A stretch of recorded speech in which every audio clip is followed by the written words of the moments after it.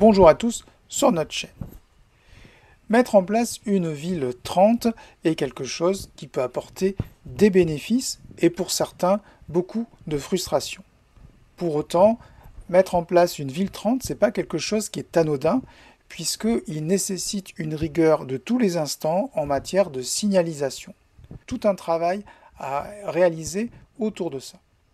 Alors quand on décide de déroger à cette vitesse sur une partie du territoire, comme l'a fait Bordeaux, en choisissant de laisser des axes dits pénétrants ainsi que les boulevards et les quais à 50 km/h, il faut prendre un certain nombre de mesures.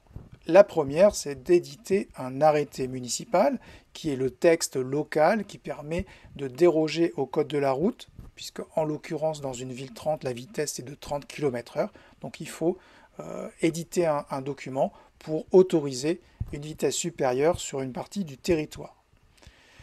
Cet arrêté municipal est la base de la mise en œuvre de la signalisation qui sera ensuite traitée par les services techniques. Ce qu'il faut savoir, c'est que comme le précise l'article R411-25 du Code de la route, tout arrêté municipal qui n'est pas traduit sur le terrain par une signalisation qui est non seulement adaptée, mais également compréhensible des usagers est réputé non valable. Et il y a une bonne raison pour laquelle l'arrêté municipal ne s'applique pas. Quelqu'un qui ne serait pas du cru, qui viendrait juste dans la ville pour se déplacer, ne peut pas être au courant des 2000 arrêtés municipaux qui ont été édités pendant les 5 dernières années. C'est la raison pour laquelle il est important que sur le terrain, on retrouve une signalisation qui permette d'indiquer la décision qui a été prise en matière de circulation. Et c'est donc là, effectivement, qu'on va retrouver parfois un certain nombre de failles. Et moi, j'en ai trouvé une sur les boulevards, une faille où, faute de signalisation, on va se retrouver sur une portion des boulevards à 30 km/h. Alors, comment ça se traduit? Si vous vous souvenez ce que vous avez appris lorsque vous avez passé le code de la route, toute dérogation en matière de signalisation s'arrête dès lors que vous traversez un carrefour ou vous traversez un feu tricolore. Ce qui veut dire que au-delà de cette limite, vous revenez à la réglementation nominale de la ville. Donc en l'occurrence, dans une ville 30, c'est une vitesse de 30 km/h. Donc à cet endroit, comme vous le voyez sur les images, on a en plus un panneau qui rappelle que l'on rentre dans une ville 30. Et donc en l'occurrence, la vitesse de 30 km/h s'applique immédiatement. Or, sur les boulevards de Bordeaux, la dérogation se traduit par une apposition sur la chaussée d'une limitation de vitesse 50 sous la forme d'un cerclage blanc avec un chiffre 50 blanc à l'intérieur.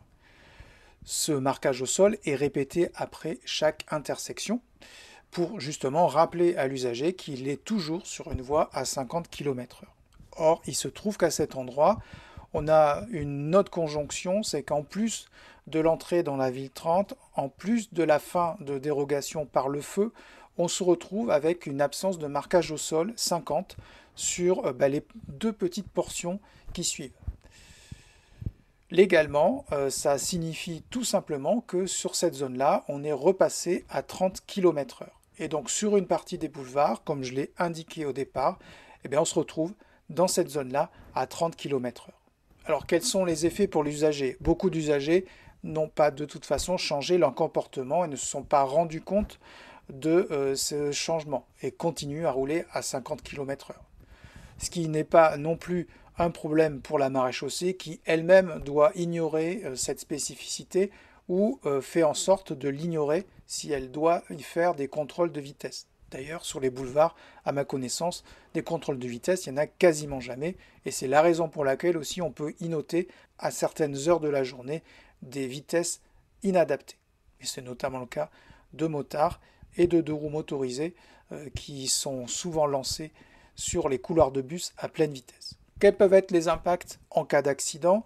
Et c'est peut-être là que le problème se pose, peut-être le plus fortement, puisque si un piéton ou un cycliste devait être renversé dans cette zone-là par un véhicule lancé, on pourrait très bien retrouver un avocat de la défense qui va mettre en lumière ce point et qui va l'ajouter comme argument. Et là, forcément, la collectivité sera fautive à cet endroit-là et l'usager verra sa responsabilité probablement aggravée. C'est là qu'on voit aussi l'importance de bien maintenir un marquage au sol et un marquage vertical à un bon niveau de qualité, puisque ça permet là aussi de clarifier la situation et d'éviter qu'à un moment donné, le jour où il se passe un problème, on se retrouve dans une impasse ou justement dans une problématique qui sera difficile à régler. On a terminé sur ce sujet pour aujourd'hui. On abordera très prochainement à nouveau la signalisation, mais cette fois-ci, nous nous intéresserons à un feu particulier qui s'applique aux piétons et puis aux cyclistes. C'est le feu à appel avec un bouton, ou appel piéton, appel cycliste. Sur ces mots, je vous laisse et faites bien attention à vous. Pour ceux qui partent en vacances, passez un bon repos et on se retrouvera à la rentrée.